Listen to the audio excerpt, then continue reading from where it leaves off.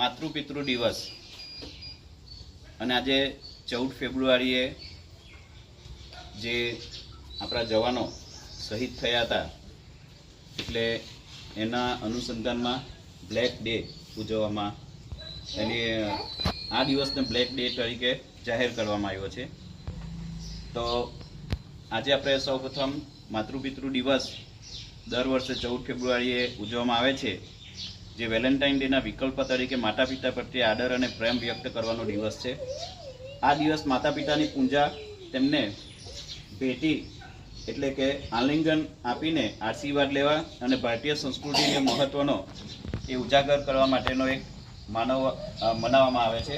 આ એક માતૃપિતૃ દિવસ તરીકે ઉજવવામાં આવે છે, એટલે માતા પિતાને વંદન કરવા અને રોજ પગે લાગવું એના માટે આ દિવસ છે।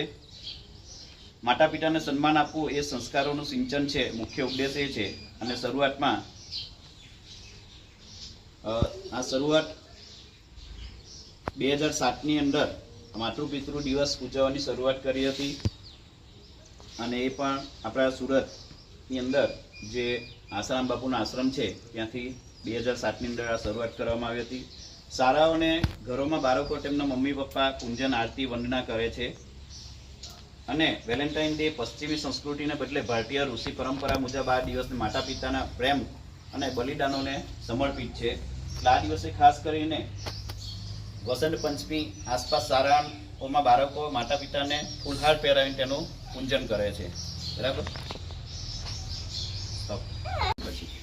વસંત પંચમી એટલે શું? આજે વસંત પંચમી પણ છે અને આજના દિવસે ઘણા બધા આપણી ભારતીય સંસ્કૃતિ જે છે એની ઘણી બધી માન્યતાઓ છે અને આજના દિવસે ઘણા બધા ધારો કે સ્વામિનારાયણ સંપ્રદાય છે એનું શિક્ષાપત્રીનું લેખન અને એનું જાણીએ। વસંત પંચમી એ મહાસુદ પાંચમના દિવસે ઉજવવાનો હિન્દુ તહેવાર છે, જે વસંત ઋતુના પ્રારંભનું પ્રતીક છે।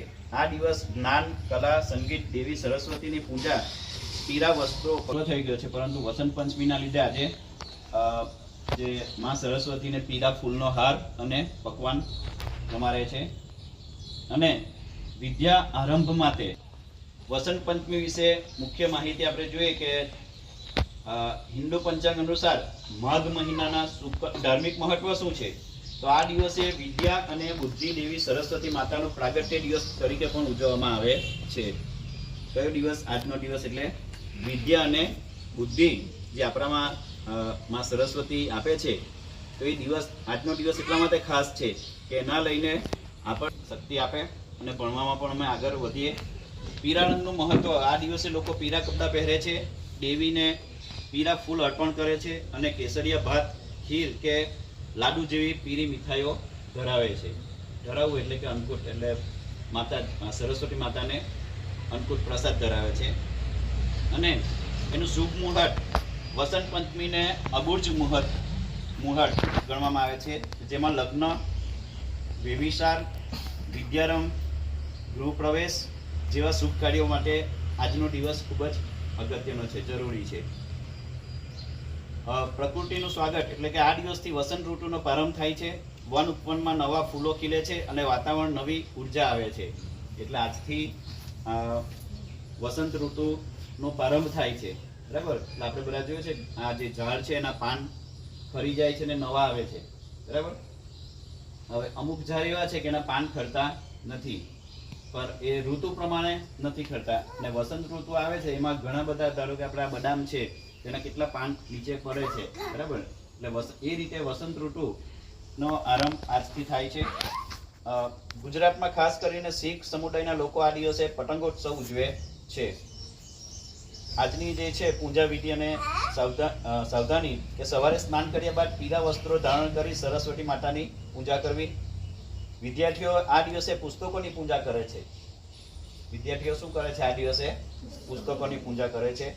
માન્યતા મુજબ આ દિવસે કોઈ વૃક્ષ કે છોડને કાપવા ન જોઈએ અને સાત્વિક ભોજન લેવું જોઈએ। એટલે આ દિવસે વસંત ઋતુ શરૂ થાય છે, તો આજના દિવસે જો આપણે ઝાડ કાપીએ તો પાપ લાગે, બરાબર। અને છોડને કાપવા ન જોઈએ અને સાત્વિક ભોજન એટલે સાદું ભોજન લેવું, બરાબર।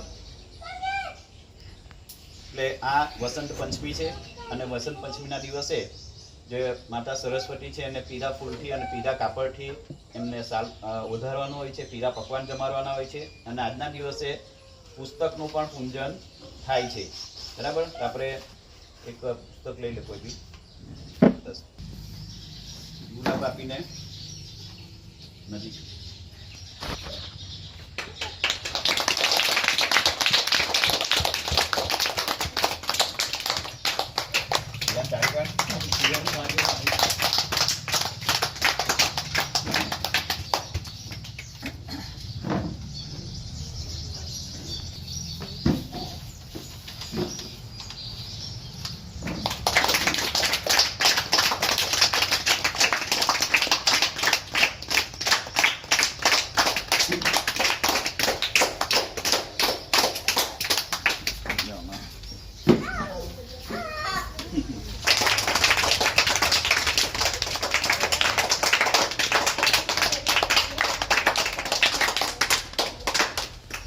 ચાલો હવે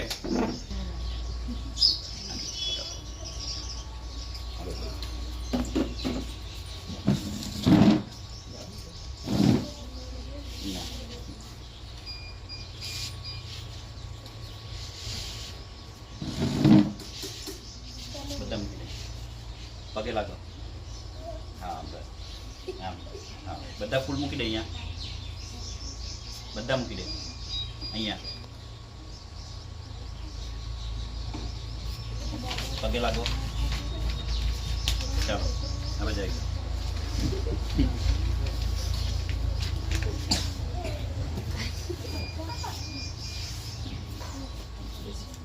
બસ બસ પગે લાગો.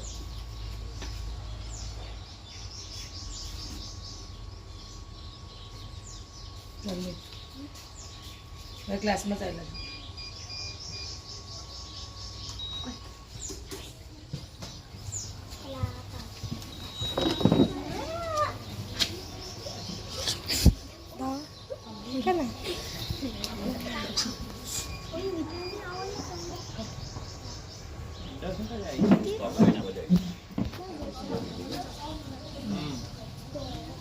પાછળ બેસી જાઓ.